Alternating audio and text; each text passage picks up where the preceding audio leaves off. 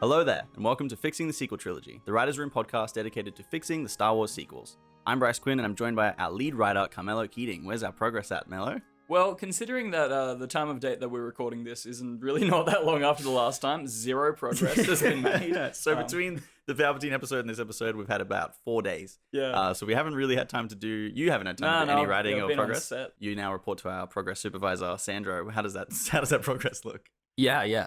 Moving on. Let's not delve into that too deep. Fantastic. The progress is about to start. Yeah, we're about to start right now with our character analysis on Rey Skywalker. No, we're going to change that immediately. Let's Maybe. just stick with We're it. just going to stick with Rey for now, because this is our character analysis of Just Rey. Rey. Just Rey.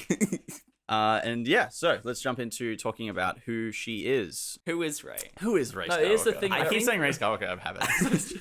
She's someone who's just trying to find her place in all of this. Okay. That's is all I quoted. got. Specifically in the sequels, she is very much a blank slate main character. The hero and protagonist who is striding towards goodness and finding her place in the universe. And with that, she's kind of incredibly bland. That's a subjective opinion, but that's what I feel. It's a weird thing trying to define exactly who Rey Skywalker is in a contextual way, because the creators themselves didn't know who Rey was. And then Rey it kept is changing. the ultimate flawed character, flawed in the sense of she's the result of an entire lack of planning. Yeah. We'll get into the problems soon. But just Yeah. covering for now who Rey is, she is the main character of the sequel trilogy, the one who's going on the hero's journey. Metatextually, people do tend to agree that she is one of the key issues, and they should have had her backstory planned out a lot more than they did. Kept changing and being led in one way or the other. The mystery box problem with J.J. Abrams, as always, reared its ugly head.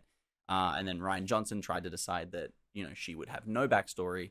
And then J.J. Abrams went back and said, no, you know what? Palpatine is your dad. Yep. Or your granddad. Yep. So, how the show works, we're going to discuss the problems with Rey Skywalker. We're going to list them out, discuss them in detail, brutally. And then we're going to move on to our ideas and our brainstorming process, where we pitch each other ideas for how we would fix her in our rewrite of the sequel trilogy. And then at the end, we'll try and find some kind of conclusion or resolution that gives us some progress to move forward with writing her character. So, let's jump into it. Who wants to start? Right. I mean, I've already started, haven't I? Yeah. There is no arc. There is no planning when it comes to her character. I'll come to these in a second, I think. I'll let us get a few other issues out of the way, but I've literally mapped Luke and Anakin's arcs, which are very, very simple. Yeah. Very well thought out, planned. And then I've tried to map Rey's. And man, we'll get into that in a sec, but that's going to be a time. That's interesting. Yeah. Because if you try to you can do the plot graphs and stuff that they teach us in film school. I've never thought about Rey from that perspective of what that graph would look like, in the dips from Just- good to dark and tension, non-tension.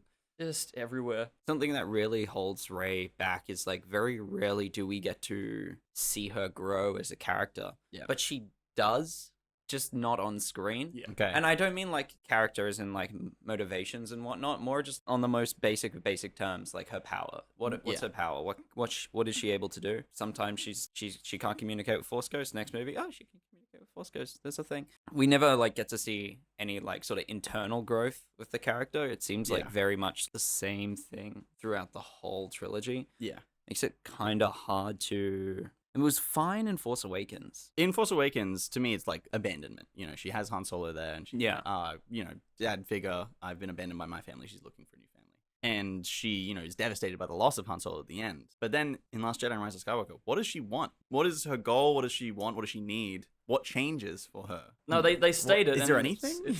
It's like the whole I want to find my place in all of this. It's kind of broad, Yeah. kind of bland. She wants to be trained in the ways of the Jedi ish, but then Luke's not really wanting to do that, and then he just gets a connection with Kylo. Yeah. Chases that. And she wants to save Kylo, but why? Why try and help him? It's Yeah. out of just other than being just a good person. Yeah. What is her 100%. internal motive? We'll talk about that more in detail. Rey is a character that goes nowhere. That was my first point. Yeah. We've discussed that. Rey is too powerful is my next one down. She doesn't really get taught how to use the Force in the first movie. And yet she has this innate power that isn't explained. She can just use it. But not only that, she starts the movie with no understanding of the Force and no ability to use it. And then throughout the movie, uses Jedi mind tricks. She can summon the lightsaber to her. And she wins in a lightsaber duel against Kylo Ren. My thought process there is if she's already able to do it by halfway through the movie, what's stopping her from doing it at the start of the movie? force powers specifically. Yeah. Like, why not just keep it consistent? Yeah. Have her be able to do it throughout the whole movie. It seems like she's just snapped straight away Yes. at some point. Yeah. That might be one of my notes Yeah. for later on. Well, yeah, I don't know. Like, there's been the whole, the Mary Sue argument, which There is the Mary Sue thing. We should really talk about I don't that. know. I don't entirely agree with it if you compare it to, like, Anakin and Luke are both really, really powerful. But I think it's just the problem is we don't understand her understanding of the Force. Yeah. She somehow knows these abilities from what? Stories? We're expected to believe that she has stories of the Jedi and therefore knows how to use the Force. I can understand the argument of her being a Mary Sue. The problem, I think, also comes from she starts the movie as a nobody, scrapping for scrap and scrounging a living array on a desert planet. Then she immediately demonstrates an ability to fly and pilot a ship, which, how. She's really good in fight, which I guess you can kind of explain away living in such a harsh place. Yeah. And then immediately begins to learn how to use the Force and fight with a lightsaber. In the same movie, no one teaches her how to do it, and she does it very well and wins.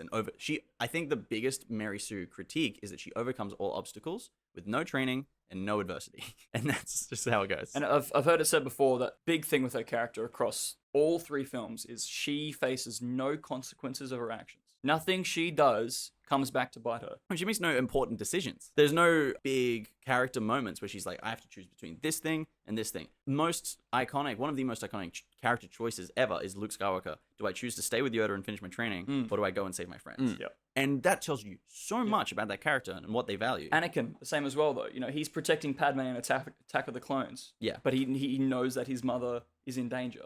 He chases chooses to go to save his mum, and Padme comes dangerous, with it's her. reckless. And that is one of many, many steps that lead him towards the dark. And so many of those steps are choices he makes. Yeah. It's I feel important, like the closest thing we get, and it's a stretch, is Rey killing Ben. Mhm. And even then, they sort of like play it off like it was an accident. It kind of As- feels like an accident. It was. As like they well were as the both fact distracted. that like Leia revives him like literally within the next minute. So for a protagonist and for a hero character, she's being led along the story. She's Mm. not making choices. She's not engaging with the story.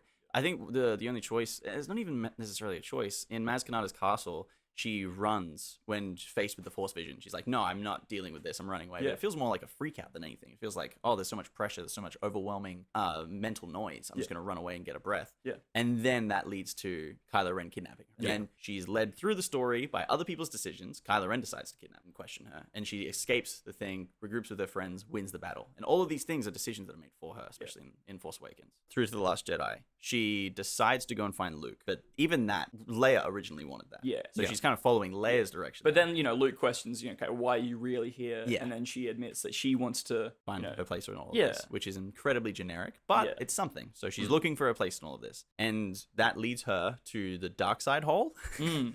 Which And- is the She, dark which, side which hole. she chooses to chase for selfish reasons of wanting to know her family is. Like, that's the only. So she still wants to know who her family there's is. that Yeah. motivation too. That's a but again, these motivation. are very small, Yeah. small things. A character is motivated by very broad, vague generalizations, like a note on a sticky pad that says she doesn't know who her family is and she wants to know. There's nothing deeper than that, and we don't start the story with her with anything deeper than that. Luke Skywalker has a whole lot of shit in his backstory that really fleshes out who he is and why he would want to know more about his family. Not saying that Rey necessarily has to have the same thing, but she needs something. Well, that's the thing. So she has that connection with Ben, like a real connection, like Yeah. that she hasn't had with anyone. Wants to save him. That's a choice that she makes. Yeah. To go She try decides and save him. Similar, actually, to Luke and Vader, where Yeah. she's like, I don't care that he's evil. He's been murdering people for 6-7 years. Yeah. I'm gonna go and try and save him. But for whatever reason, this one feels more rushed. Yes, It's, it does feel very rushed because Yeah. it's within the Last Jedi. Yeah, This and whole turn and happens. They're not related. There's not that. There's no connection. family connection. Yeah. And she actually succeeds. He turns against Snoke, and then they fight together. Yeah. I personally love this. I think it's fantastic. Kylo, in a weird twist, is like, you know what? I'm evil forever. Yeah. Well, yeah. You should join me and rule the galaxy. And she chooses not to. Yeah. There's one more. She does choose not to. She chooses to be good. So she makes a couple of decisions in The Last Jedi that are Yeah. important. But I've got a note here. It's only in the back end. It's Yeah. only in kind of like the second half. Rey's kind of ignored at the start. Yeah. Like, we Of spend Lost Jedi. Yeah. We spend a fair bit of time her just rattling off the same speech Yeah. to Luke. And following around the island and like everything. that whole thing, and then even when the training starts, But that's because they were keeping a focus on Luke, and that like sort of draws into those problems that Yeah. initially are with Luke's character. How do we sort of balance screen time when there's Luke Skywalker on screen? Yes, very true. But then Rise of Skywalker, she continues her Jedi training under Leia, which is weird. It's weird to watch anyways for me. It's a weird little scene. And she's choosing to go out and try and hunt down the Sith Wayfinder. Yeah.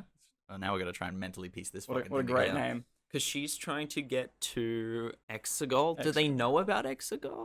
I couldn't You tell should you. have watched. No, it's fine. Should have watched Rise of Skywalker. They're chasing the again. Wayfinder Oh my to God. get to Palpatine. They're trying to Yeah, get to They Palpatine. want They're trying to to get defeat Palpatine. Okay. God knows how they were. Oh, planning on that's doing right. that. And then Luke's book mentions the Wayfinder Ah. as a way to getting to the Sith planet.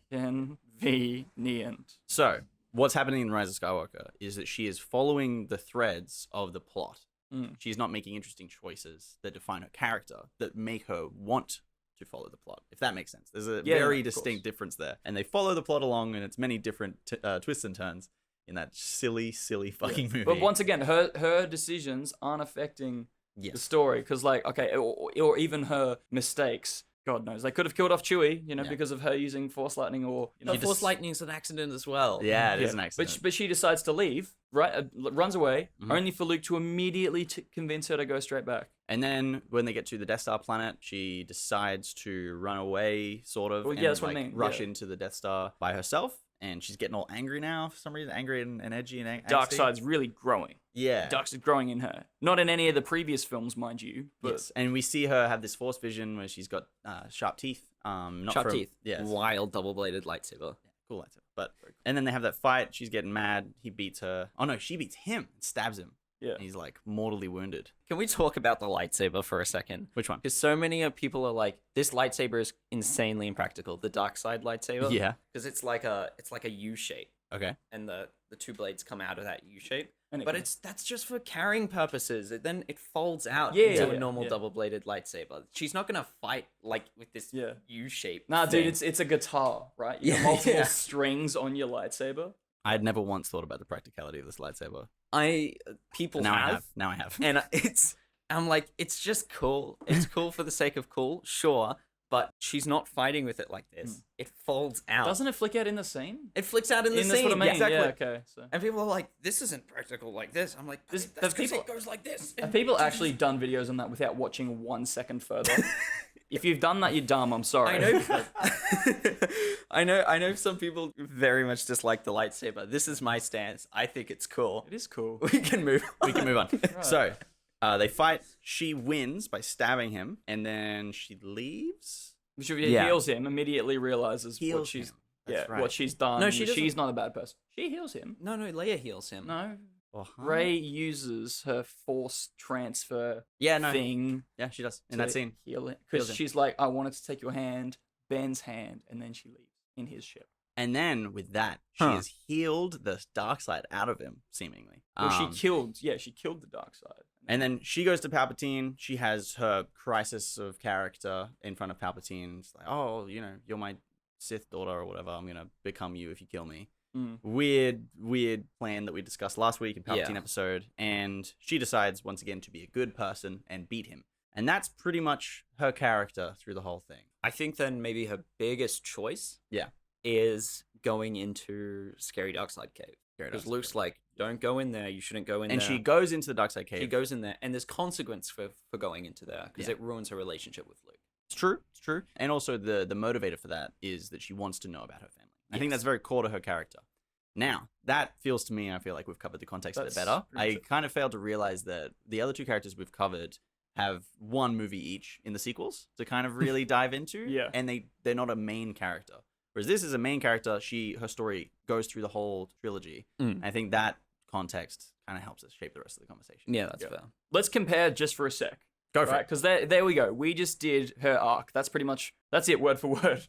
What I said is a long, long time to get there because it's so all over the place. Yes. Let's speed run these next two. Luke is a farm boy from nowhere. He takes up a call to action, achieves a major victory with the good guys. He tries to rush his training and suffers the consequences in his first hand-to-hand fight. He learns from his mistakes, becomes wiser, and finally masters his craft enough to help his father achieve the ultimate goal of defeating the Emperor. Yep. Right? Easy. Anakin, equally simple. He's a slave child adopted by a Jedi to be trained in their ways. His original master dies. Obi-Wan fails to train him properly, leading him to a turn in the dark side. His mother dies, and then there's the threat of his loved one dying. And the whole time, Palpatine has been grooming him as he's growing up. Exactly. Through his most, developmental stages. Yeah. And then, and in that, Palpatine says to him, oh, yeah, cool, your loved one's going to die, but I can help you. Obviously, he can't turn to the dark side. Boom. And you see, like, this gradual fall. And we've talked about this before. Anakin is a linear path down towards evil. And Luke is a linear path upwards towards light and being a true Jedi. Yep. So, you cannot track this with Rey. With Rey, it is all over the place as it stands. And later on, we'll talk about where we want this kind of overall arc progression to go. Yeah. But for now, Rey, following on sort of from this point, Rey gets Anakin Skywalker's lightsaber. Yeah. That's a problem, and I think none of us really like that decision. Raises a whole bunch of questions. It does. Questions that, whilst I understand, don't need to necessarily be answered. Yeah. Also feel strange, as I mentioned last time. There's like, we've had a conversation like this lightsaber's been through some shit. It has. You called it last time, if I recall, the child killer Youngling 3000. Slayer 3000. That's it. Yeah. So And we can talk about that. We could talk about there's that comic book. There's the of comic. like, Luke loses his hand in the lightsaber in Bespin down that big ass shaft. Somebody catches it. Some mysterious person catches it. There's a panel in this comic of someone catching. I'm not sure if they've canonized who that is. No, I I don't think know, they've but explained that. They explain the path of how Maz Kanata got it, because like some Sith cultists doing this sort of like collection journey, and they wind up with and she gets it from them. But also like, what the fuck? Who's just hanging around on Bespin catching junk falling from that? They're watching thing? the fight with binoculars like 40 stories below. Oh, that guy's got a lightsaber. I can sell that. Yeah, I wonder if he drops it. That's got to be worth at least 10 quarter portions. Can you imagine if they catch the hand instead? Oh no, they do catch the hand. Do they actually? There's like also a thing where the hand gets caught. Or do they put it in alcohol in a jar? Yeah. They give it to the collector from the MCU. Yeah. I think like those Sith cultists also get They might take their hand. wild. God, they make a Luke clone from the DNA of that hand. Yeah. I don't Yeah, know. that's Luke. Luke. What do you got, bro? More importantly, though, Yeah. I think the symbology of like what does the lightsaber mean in the story. You have symbols in Star Wars. You have the lightsaber in A New Hope means something. The symbol of the rebellion means something. They have these symbols. What does the lightsaber actually mean to the story? It doesn't mean anything. Yeah, in the context of like what the creators were going for, it was Excalibur. Like Yeah, kind of like yeah, you have yeah. the sword, you're the chosen one kind of Yeah, thing. did Excalibur kill a bunch of younglings? Didn't think so. It's worth mentioning that it already had killed a bunch of younglings by the time Obi-Wan gave it to Luke. This is a fair point, Yeah. and I think there's some kind of value in bringing the lightsaber back and saying like that through the most random set of circumstances, this lightsaber managed to find its way back to the plot, the Skywalker saga, and back to you, Rey. The way that it's used in the movie, and then they destroy it in The Last Jedi, and Rian Johnson was talking a lot about like wanting to destroy the past and kind of move on from all of the baggage of the story so far. And then, obviously, we know what happened with Rise of Skywalker. But If we were to go for that whole, like, if it's about passing on the mantle, yeah, then to me, what would make more sense is for Luke's actual lightsaber, his Yeah. green one, yeah, to be passed on. that would be really cool. Yeah, who knows? But that would make more sense of, Obi-Wan passing on Anakin's to Luke, Luke passing on his to Rey. We treat it like a family heirloom. Does it make more sense for it to get passed on to Ben? That's what I was also going to suggest. And then we can dive into the Youngling Slayer 3000. He is on his journey towards the dark side in the first movie. So if he has the lightsaber instead, that honestly makes more sense to me. And then it's a family heirloom as well. So he plugs the lightsaber into a computer, looks up search history, or Yeah. kill history. Yeah. Whoa. He looks at the kill count on the lightsaber and he's And like, wild. He's like a 15-year-old kid playing COD. He's like, whoa, KD on this thing's crazy. yeah. Only 2 deaths? What? That's really good. Okay, next problem. Rey beats Kylo Ren in a duel. So this I hate. Aha! Okay. We're talking Force Awakens, right? Force Awakens. Okay, he just got shot. He just killed his dad. He's pretty weakened at that point. He's been a Sith dude, a Ren, a Knight of Ren, Not a for 6 years. Yeah. He's been training. Yeah. He has 6 years of experience. Yeah. He has As like well the as same amount of the- experience as Anakin in Attack of the Clones. As well as the experience he's got from training with Luke. Yeah, that as well. Yeah. Like, it doesn't make any sense. He got shot. He just killed his dad. I don't have a big issue with that one. I love the Maybe the Rey chest shouldn't have- pounding. Yeah. Yeah, That's dude, radical. beat the blood out of him. Look, maybe Rey shouldn't have done that as well. Yeah. She did, but like it's pretty scrappy at the start, mind you. Like he's winning for most of that, and then there's the deep connection bit. Yeah, she should have lost a hand or something. Would have been cool. Anyway, missed opportunity. Missed an opportunity. We need more. We need to lose some limbs in this one. My last point, I'm just going to finish him off. Yep. Rey doesn't spend enough time with the main characters. So she doesn't meet Poe until the end of Last Jedi. Yep. I hate that. That's one of my least favorite choices in the whole sequel Yeah, trilogy. Trey. Oh yeah, we watched that scene. The other day. that very scene where he's like, "Hi, I'm Poe." I'm Rey. And he's like, "I know. You're Yeah. famous." Yeah. Like, that's a cool moment, but at the same time, wasted opportunity to not have them meet in the first movie and be a trio. That's what we want in this sequel rewrite. But even that, she spends a criminally small amount of time with Finn for there to actually be a connection. Yeah, like between that's a great relationship that they established in the first one. There's Yes. so much chemistry there. Awesome. And that's kind of like Finn's whole motivation at the start of the second one is just to get back to her. Yeah, but they use that basis for the crux of the rest of the trilogy. When you think of the grand scale of the rest of the trilogy, it's just not enough. That first movie just isn't enough. They do something similar in the original trilogy. They split them up. They split up the gang, but they bring them back together enough that they re-solidify in the narrative their bonds together as a family, and it's changing, and that's the core focus. Because the characters want to reunite. Luke Yes. wants to go and help them at the end of Empire, and start of Return of the Jedi, they want to save Han. Yeah. They want to be together. And here's the thing, both the creators and Rey completely ignore Finn in 9. He feels like a C character. Literally. He feels so unimportant to the plot. Yeah. He doesn't have an arc. He doesn't He's have a an journey. He just wants to help his NPC. friends. He's an NPC. He's like, an NPC who's there. He's like the companion. Yes. He's a companion in Skyrim. Yeah. And yeah, if you unlock that one thing, you do that one mission, you get that side story with him and the other stormtroopers. Yeah. But that's it. Yeah. I just want to know what Finn wanted to tell Rey. Oh man, I don't even want to think about Can that. Boyega do an interview where he announces like what it was, and then I don't have to be on this podcast anymore? All my answers are everything's answered. You reckon you can get John Boyega to talk about Star Wars anymore? You can. That He's poor really man. angry I mean, about it, yeah. which is so fair. The one little bit of character stuff in Force Awakens they try to give her is like, she's kind of stubborn, has trust issues. Like she helps BB-8 initially, and then she's like, cool, see ya. Fine, you've annoyed me, you can stay. And then she was gonna give him up, but then, It's another choice she makes. there was something. Yeah. There was something there, because she's a good person and she sees this innocent thing for what it is. The Finn one, she's convinced that he's, a rebel hero, and apparently she's been brought up on these stories. Yeah. Once again, how? No explanation given. She just knows these things as if she's watched the first 6 movies. It honestly feels like that sometimes. Yeah, she's been watching Yeah. the first 6 movies in the what she live in? She lives in a In the Out Walker, Yeah. they're on DVD, just Yeah. in there. they're on Yeah. VHS. VHS. She's a person that should have trust issues. She's been alone her entire life. I mean, the abandonment issues come into play a little bit more, but she trusts Finn pretty quickly. Yeah, she's pretty naive. And Yeah. he lies to her pretty unconvincingly. Yeah. And yeah, it's childlike, it's kiddie and stuff, and there is comedy in that moment, but it does speak to you can have comedy that still speaks to character. No, and still exactly. reveals things about the character. And she just likes Han Solo as soon as Han and Chewie rock up because he's Han Solo. Yeah. There's no real peek behind the curtain of he's still a person who's made mistakes and things like that. And they have this moment where they say, like, the war hero? And then she's like, no, the smuggler. There's no context for... And that kind of reveals some of, like, what the common man knows in the Yeah. Star Wars universe. And I think common knowledge is, like, a big area, like, a big question mark for us. Like, what do people know about the story in Honestly, the sequels? conversations aren't that hard to write.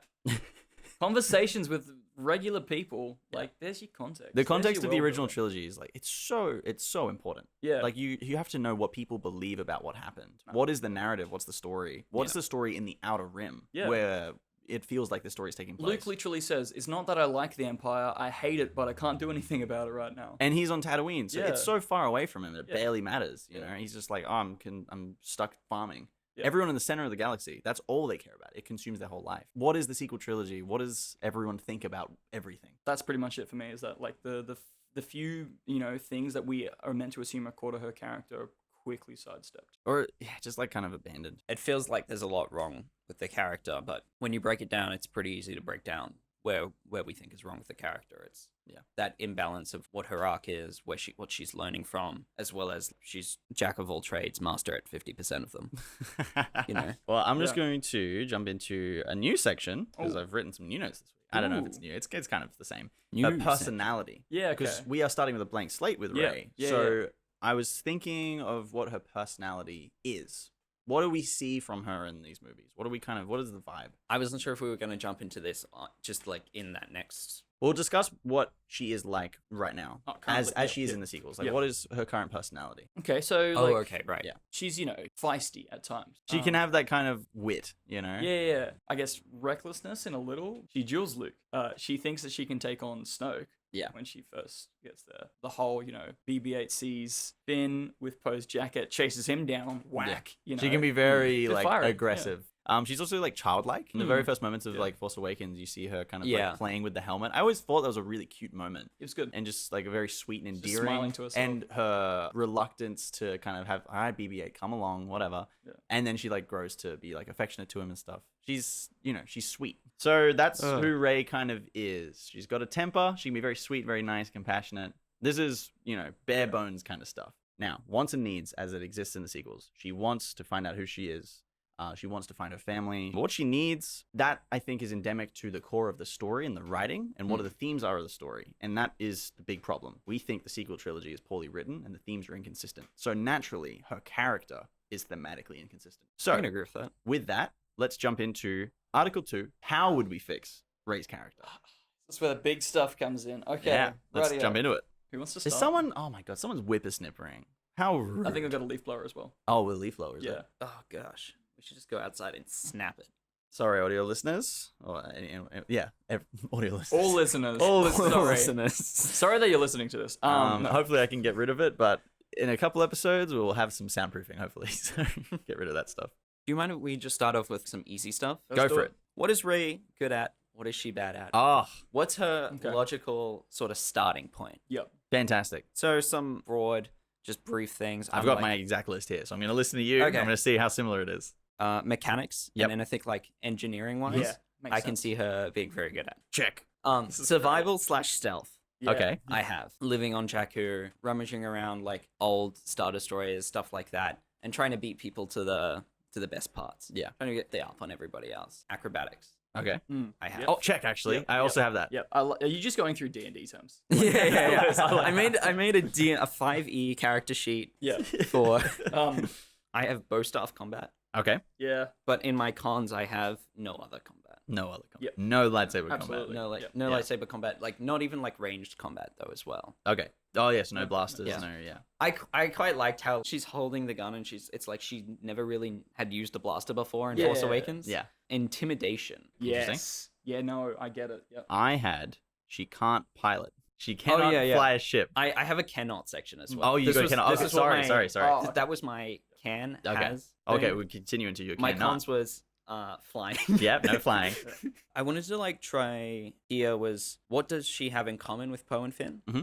So she has like a bit of combat. She can use her stick pretty well. Yeah. But she's not a trained combatant like Finn. Yes. No like military experience. And it's only like survival and necessity that she smacks people with a stick. And she's got like that sort of thieving side to her. Yeah. But she doesn't have the charisma of Poe or like the flying skills of Poe. So yeah, I just had she can't fly. She can't fight very well is what I put. I thought maybe like a shock stick, but I think the stick, like the bow staff or the funky clunky scavenger stick is pretty cool. It's pretty iconic at this point as well. I think it's great, as well as like how she decides to use it, working it in that it's just maybe not one-on-one combat. When she takes Finn out in the start of the movie, I'm pretty sure she just coat hangers him. Yeah, right in the face. It's fantastic. I had one more can.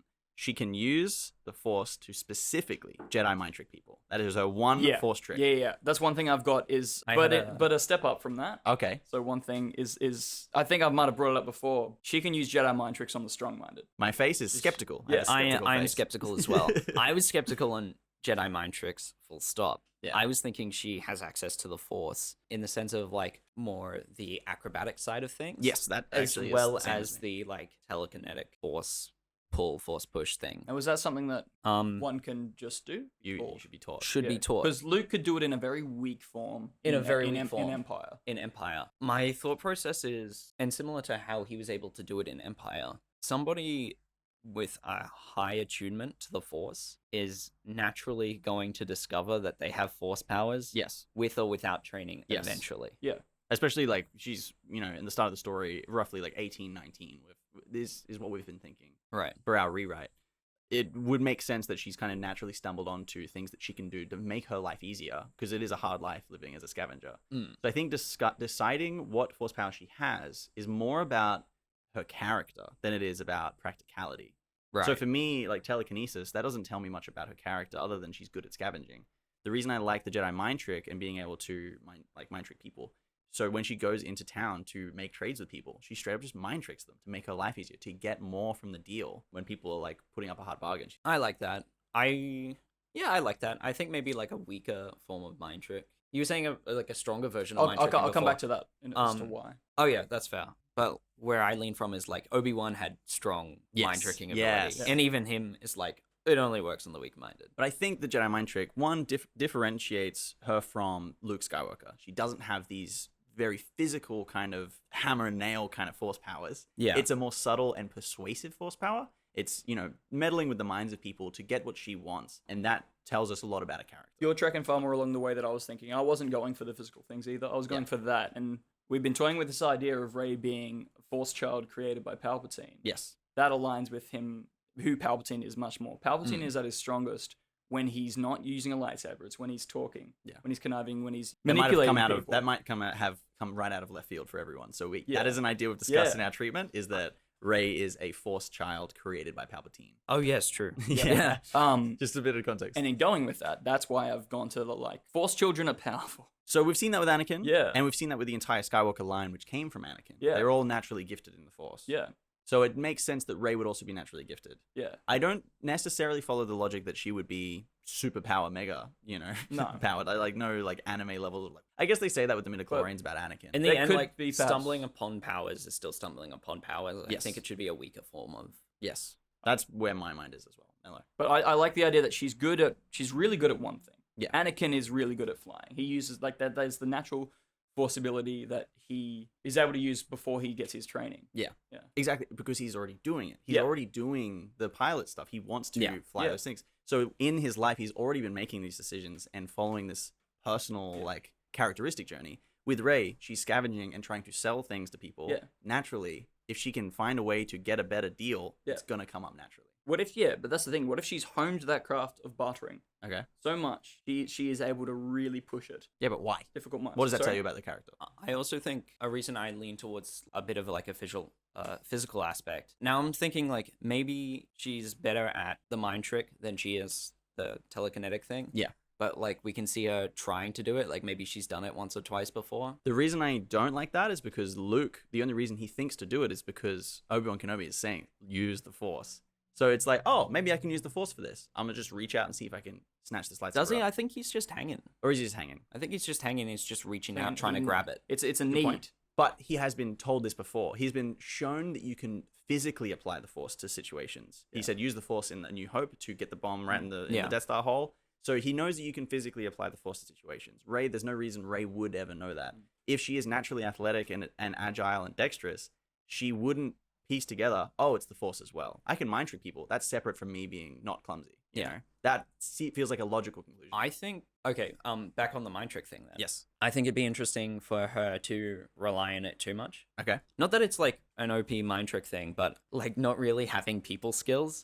She uses it for bartering, and that's whenever she really needs to talk to people. So she's kind of just still has like that sort of intimidating, aggressive nature. Yeah.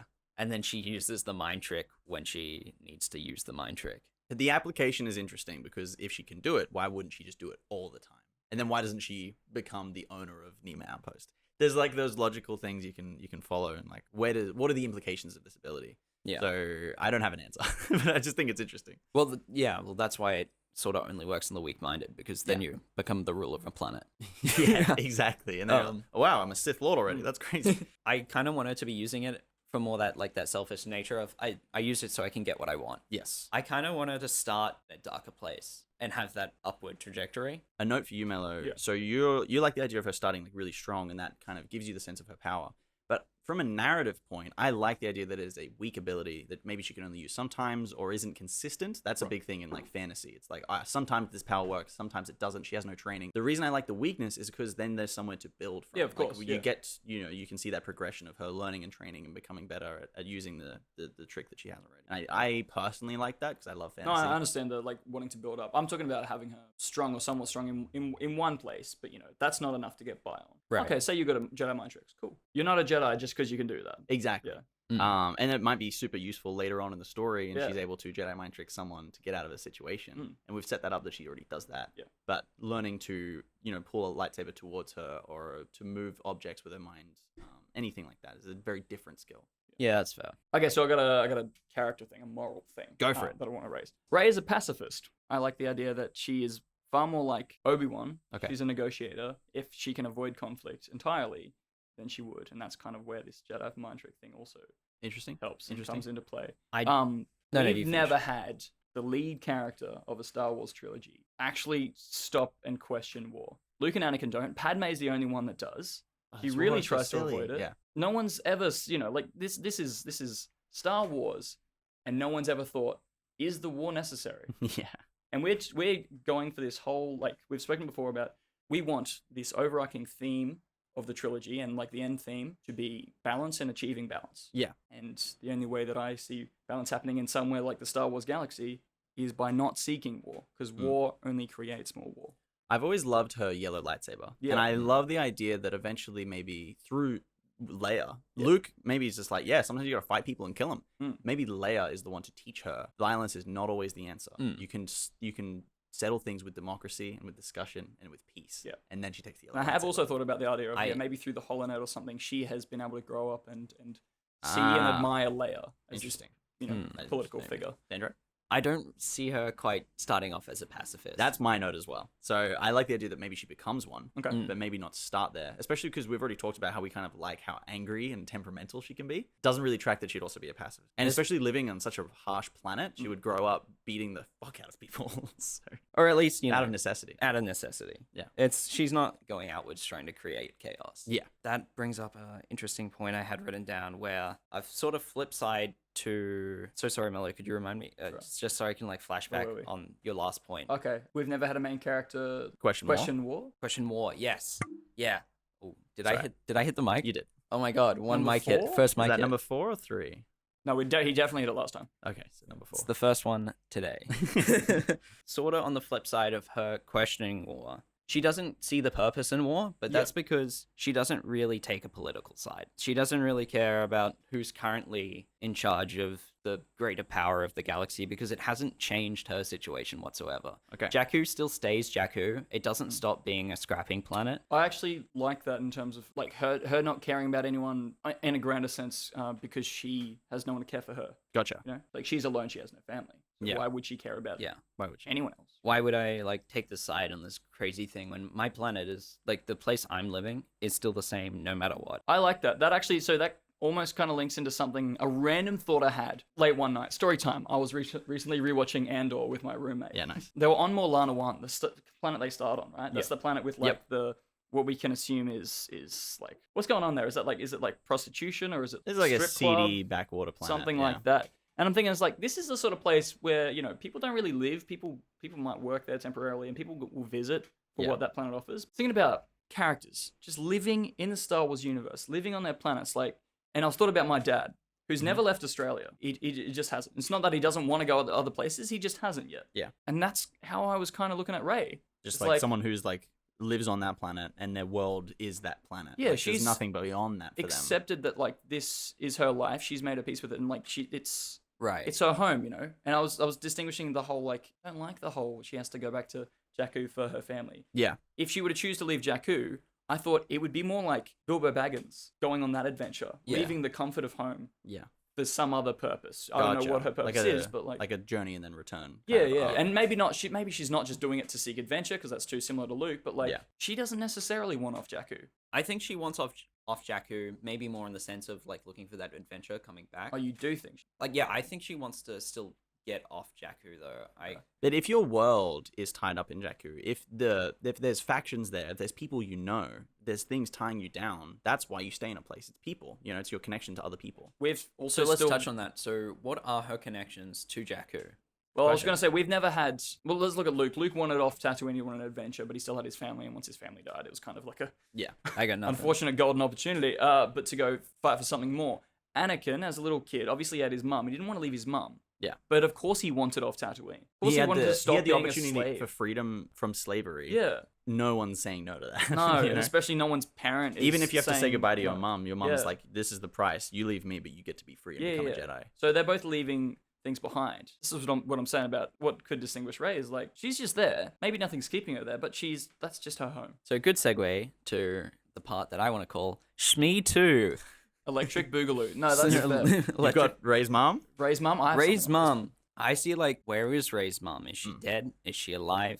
She's not going to leave Rey. We have really no reason to contextualize that for her to just drop her kid, other than it's like, I didn't want to have you. I'm going to drop you. Yeah. But then she's not going to, like, she's still going to be on Jakku, you know? Maybe. Like, doesn't Maybe get, might be on Jakku still. that doesn't get you off Jakku. Brutal. So, What's that? If her mum just abandoned her because she never wanted her. That's where my mind went as well, is abandoned. Like, straight up, Um, she abandoned her. But we don't know why. It could be any number of reasons, you know? She could have just not been ready for a child. I mean, the the fact that it was immaculate conception. an in immaculate our- conception. in She our was context. scared of her own baby. Yeah, like, yeah, there's yeah. so many She reasons. was like terrified by this evil of like, God. or does Rey's mum stay with Rey and live on Jakku with her and still exist at the start of the movie? Mhm. Does she die maybe a few months before the start of the movie? Mm. And Rey's like recently dealing with, I have no one left on this planet. See, I was I'm not saying like start the movie with her digging the grave, but like There's definitely what a lot of great way to different start a ideas Star there. Wars film. Yeah, there's so many possibilities. Is Rey's mum even from Jakku? Is she on a different planet and drops her there? I don't really see. I've got something. So what I would like, and here's my where my preference is. I would like it to be similar to the mystery, and here's another Avatar reference for our listeners. I would like it to be similar to the mystery of Zuko's mother in Avatar: The Last Airbender. So Zuko's mom disappears, and you never find out where she went or what happened to her outside of comics and stuff. I think they delve into it. But Yeah. in the show, there's a scene where Zuko confronts his father, and to buy time, he manipulates him by saying, "Don't you want to know what happened to your mother?" Trying to buy time so that he can kill his son, which feels so similar to a scene that could happen between Rey and a Sith, and say like, "Don't you want to know what happened to your mother? I have this, like, the secrets. I know what happened." It's not important what actually happened. It's not important why she was abandoned. The important part is that Rey feels abandoned, and she feels like no matter what she does, she will never have family. She will always be alone because she was abandoned by her mother, and that's something that like you take with you for your whole life. Are we taking that though? Are we keeping with that abandonment? That's what I want. Okay. That's what when I'm saying like that's my preference. That feels like a really fun story to follow. From what sort Fun of age? character. Because it has to be old enough that it still has an effect. Because you do have that point where if you're young enough, you don't really remember the trauma. Yeah. And if the majority of your life you've grown up without So that thing, then it's kind of the reasoning- you've made your peace with it. The reasoning for her for feeling abandoned in the first one is that she's already like quite old by the time her parents leave her. Yeah. Or like, So, She's like 10. 13 or something. She's old like- enough to remember. Old enough to have like vague memories of the moment, or like probably if that's the case, if it's like blurry memories, like 5 or 6. Yeah, I would Kind of imagine like what 5 she or was in 6. Force Awakens. That's what I'm Anyway. saying. Yeah. Okay. Yeah. Cool. You know, in this situation, I don't see if she is getting abandoned. I don't see that happening any earlier than immediately. You don't think so? People abandon their kids for all sorts of reasons. At any point in time. This is fair. It's hard to Like imagine I it's people said- who've never been abandoned by their parents. Like I but said, it we does don't happen. have to It does. reveal it, but we need to know the answer. Okay, for us to know the answer, what's in my head right now is that it is the Immaculate Conception thing. She's Yeah. growing up watching this Then girl. why wouldn't it be immediate? Because she's like, oh, it's a baby. I'm gonna try and take care of the baby and raise it and then love it. But over time, it's a gradual buildup of resentment and like now my life is tied to this child. I just want to Okay. get away. Force children. Well, I see that as she's still living on Jakku. No, well, Then- there's same Force flashback is the plane, like the passenger plane flying away. but not She's- Uncut being there. Force children show their abilities within the first 12 months. If she saw something that she was afraid of, Oh, maybe she like crushes a frog with her mind or something. so yeah, something slightly sinister. Well, so what does Shmi say about Anakin? You know, he's always been different or something like that. Because He's like always you been say good that at- they show them from the first 12 months, but she Yeah. doesn't really seem to know that Anakin's always been good at racing. He's always been good at racing. Exactly. It's a natural kind of development of natural skill to the point where it's like, wow, he's really good. Holy dooly. But outside of that, there's no real reason they would know, like, oh, she's going to grow up to be a Sith Lord. Like, there's no reason the parent would know outside of the fact that it's Immaculate Conception. And then Yeah. you know, like, what's wrong with this baby? It's so, unnatural, and you grow this resentment, and then you decide to leave. That's what's in my head. I'm open to other ideas, of course, but that feels, because then that leads us on this progression to where Rey has been abandoned. We don't know what happened to the mum, but maybe some Sith, have found out not even what happened to the mum, just that Rey has been abandoned, and then that whoever the main villain of the story is uses that to manipulate Rey. That is the important, interaction, not the actual mystery itself. To me, go nuts. What are your thoughts? I don't know. I really don't know at this point. This is the thing about, I say that this Rey's always been the character that's had the most difficulty writing in these treatments and trying to break I down. was almost thinking like Rey's mum's still on Jakku and she leaves her mum. And we get some like similar parallel to Anakin leaving Shmi, but then coming back, but intending on coming back. My problem is that feels so similar. That feels so similar to Anakin's story in the prequel trilogy. What if Rey's mum is just on Jakku? Rey tries to pop around and fuck off. Yeah. I don't want to talk to you. Mum, I'm leaving the planet. Okay, cool. Cool, I don't care. Yeah. Or even, that's an interesting idea. The idea of like an abusive mom who is so distant and so uncaring, but it's still there. Like she's still there, still a presence. But she's awful. She's an awful person. Yeah. That's an interesting idea too. There's more trust and abandonment issues in that, I think, for further relationships. No, that's interesting. Yeah. All right. Well, I'm gonna follow on with some other notes that I've got and let you guys ruminate on these ideas. So I thought a lot about what are Rey's wants and needs. To me, she seems like a character. We like the temperamentalness. We like that she's angry and sometimes aggressive. We also like that she's sweet and compassionate. What Rey wants, I think, is to be a pilot and explore the galaxy. She is, to me, similar to Luke, and she wants to be free of Jakku. She's grown up kind of dreaming of going out amongst the stars and finding out what's out there, because she can't find out by just talking to people. She hears stories and rumors from people. There's no HoloNet. There's no basically like galactic internet. So she can't find out like the traditional way. She can't read the news. She just talks to people and hears these crazy stories. She needs to find belonging in family. No matter what, we've all kind of agreed that she has abandonment issues. That's the deep-rooted part of her character. So she needs to find family. So her journey in the film is her desire to learn how to fly from Poe and become free, and learn how to fight from Finn and become fierce. That's kind of what ties the trio together. She can get something from the both of them. These will give her the freedom that she wants, and she's just kind of looking for that freedom. She wants to follow where the adventure goes, potentially with the promise of a ship, the Millennium Falcon. Like maybe Poe might say that to her, like, yeah, I can get you a ship. I can get you to a place where you have your own ship and you can go and do whatever you want and be free. What she needs to do to help them is reconcile their animosity as she grows to befriend the both of them and becomes distraught as they continue to fight each other at every turn. So that is what ties the trio together. And now, following that, we're kind of leaning more in towards what is the arc of the first film and what is the arc of these three characters together. That feels like the place where she'd be. She wants to find connection and family. She's found these two guys who are fighting each other all the time, but she feels like there's maybe something there. She likes both of them individually and maybe wants them to befriend each other as well. That's all I've got so far. Those are my notes. You guys got anything? You guys are so quiet. Yeah, no. I'm just like thinking back on things. There's a lot to think about. Yeah. Try not to get too stuck on the mud. Just like forge forward, and we can discuss later. Because right now we're on mic. We gotta entertain people.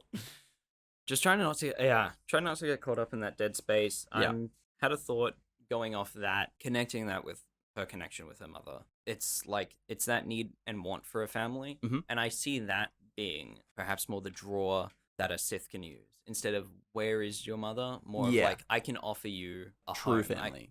True family. That's interesting too. Say like your mother treats you awfully. Like I've seen it. I've seen the way she treats you. I guess like Ben like sort of like offers that. Yeah, that's something that already happens in a Jedi. sense. Using that and like having it with context work a bit more fluently.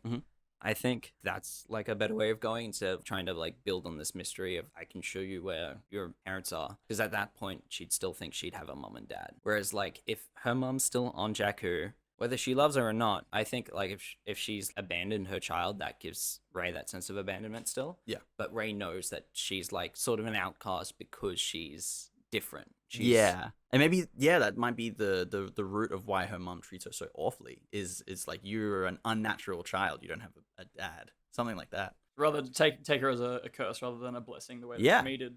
Shmi took it as a blessing, maybe she takes it as a curse.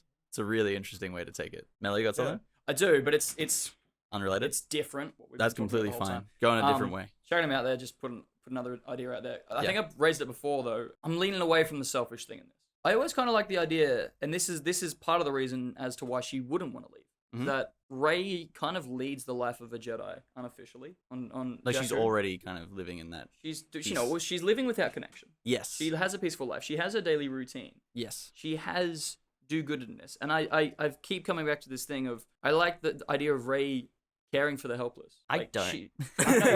Let me continue for a sec. Yeah. Because, like, she doesn't care about people her own age. She doesn't Yeah. care about the other scavengers, all these other people that she's competing against. She would look at a droid or a child and just want to help it. Something can that see is that. completely defenseless. And I think what might bring her into the action is that, you know, so Poe and Poe, in this idea, we've had Poe and Finn say, you know, crash land on Jakku. Mm-hmm. And I think she wants to initially hand them into the authorities, completely rid of them, be completely done with them until, you know, she sees something in either of them, or at least one of them. And, you know, she might initially reject the call to action. You know, she might help them on their merry way, and then she's done, kind of like Bilbo did. Bilbo, there was the tweak in him that said, you know, adventure.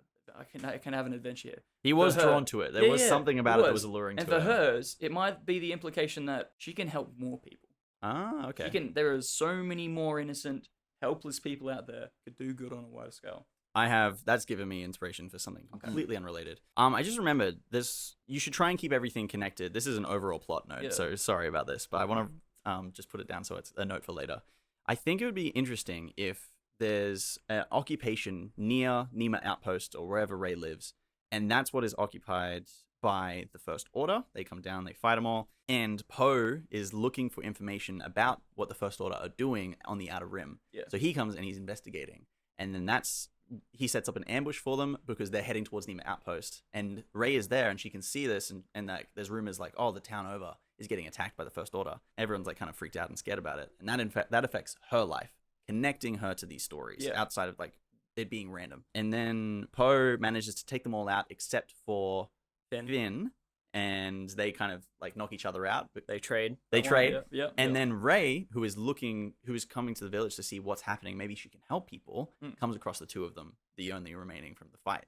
And that is how they kind of tie in the story. That's just an idea. I wanted to put that out there before I forget, and I didn't want to get on my phone and ruin the flow of the show.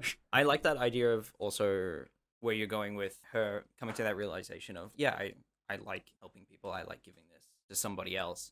But also it kind of puts us back in this situation of, I'm trying to find my place in all of this. I was wondering, going off that thought, how do you guys feel about that? Well, no, I get where you're coming from with that of like she's trying to find a place. I'm saying like this is her place. She knows her purpose. She's just, I think, starting to realize it on a grander scale of like, you know, the life that she leads. And Jakku is, cool. She's like surviving. She's living for her, but she helps people. That's really what she lives for, is to help these innocent people. So if she's presented with an opportunity to do that on a grander scale, that's her purpose. That's interesting because, like, what do you derive meaning from if you're living on a scrap planet? It's just like we see that with Luke. He dreams of going out and doing something great and he's ambitious. You know, he doesn't want to just be a farmer. He wants to be great. So is that, you know, what Rey wants? Does she want to be great, or does she just want to help people? And Anakin wants expleral. Yeah, Anakin's like, I want to become. Well, a Anakin's a starfighter. kid. I want You the know, first pilot to Galaxy. see every Anakin's a star. kid, but Yeah. like we said, there's Kids there's still have childish motivation. elements to all of these characters. For me, though, it feels easier to work from Luke because Luke's actually, you know, nearing adulthood, whereas Anakin's a That's dumb fair. little idiot. Little dumb kid. He's not even he's But barely a are human you an yet. angel? See? Was Padme an angel? Exactly. This whole time. So with Luke, he dreams of being great. Yeah. So maybe Rey doesn't have such lofty goals. She No. doesn't want greatness. She wants maybe I suggested freedom. You suggested compassion. Yeah. She wants to bring goodness and light to other people's lives, which is Yeah. very wholesome. But I think that, you know, if she goes out to the galaxy with that goal in mind, she's gonna get a rude awakening. That's the thing, right? Yeah, for sure. How are you gonna stick on that path? That being said, I think she sees it in Finn more than she sees it in Poe. I think Poe, she'd ignore Poe because Poe's like tied up and would probably try cut a deal with her. Like, come on, let me out. I'll split the reward. We've got this First Order guy. I think she'll see Finn and she'll see like this guy who kind of has a bit of a hard life and is also sort of like hated. Like he sees Poe's outward hate towards this person and can empathize with that. But then again, Finn sort of also has that hatred towards Poe. We're sort of talking about that being a bit of back and forth between those two in that first movie. Yeah, he'd be we toyed with the idea of him still being quite indoctrinated by the First Order. I like that idea. Yeah, so I mean, she could take that and see it as like, oh, you poor thing, oh, you poor brainwashed moron. Yeah. Well, who knows if she even knows what the First Order is? Yeah. You know, so there's that question too. But unfortunately, we are at an hour and 5 minutes, say, so we're gonna have to wrap it up and move to Article 3, which is our conclusions. Are we gonna find a conclusion today? I don't know. No. what I've really enjoyed is just putting the ideas out there. Yes, there has been some really like fun suggestions, and we've covered all the topics that we needed to, I think, go over. But the conclusion is going to be the hardest part because we've gone in so many different places with what her character could be and what her core motivators could be, and I think making that decision is going to be really difficult. What are our final pitches? Let's review. Okay.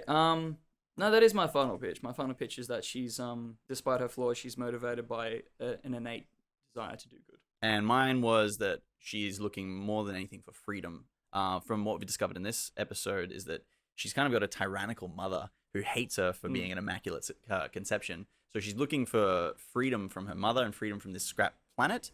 And through Finn and Poe, who can teach her the skills of piloting and fighting, she can journey out into the galaxy, get a ship, and become free. I think on like the short term, on the short scale, I agree with Bryce. I think I want Rey to learn Carmelo's lesson, but over more of a grand scheme, which is why I'm sort of for her being like a bit of a dick at the start. That's right. Yeah. I like her starting impetuous and temperamental. That's she has sweetness and compassion in her, but a lot of the time we do see her being temperamental, angry towards And people. it's hard to unlock that when you're raised around and shunned for being raised as an outcast. It starts you in a really shitty place, and it gives you so much potential to get to somewhere where you are compassionate and you do want to bring goodness to the galaxy. Yeah. Okay. So I'm happy to settle on her being a dick to most people. Yeah.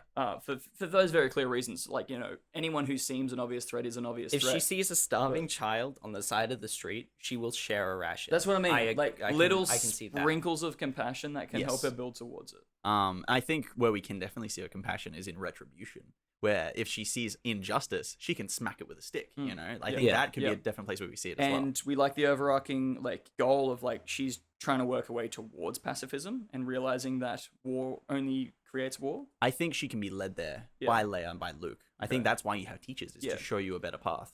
She can be led there, but we have to. Our key, I think the key thing we discussed within flaws of the start of this episode is like it has to be her choice. Choices are important. Yeah. But with wants and needs, you know, you don't know what your need is. You know what your want is. You want freedom and you want strength so that you can be free. Right. With her need, she needs to become compassionate. And I think that is what her character needs to do, and her choices will reflect that as well. I think a big choice will be, I think an interesting choice to go like later on in the trilogy would to see her try become somebody who's trying to avoid violence, and she has to choose between two acts of violence. Oh, that's interesting. Or you give her a trolley problem.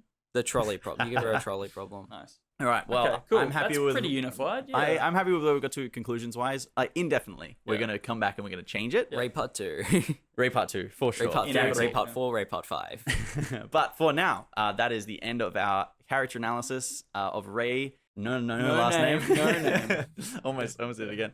But thank you so much for listening. This has been our Rey episode, and until next time, may the Force be with you.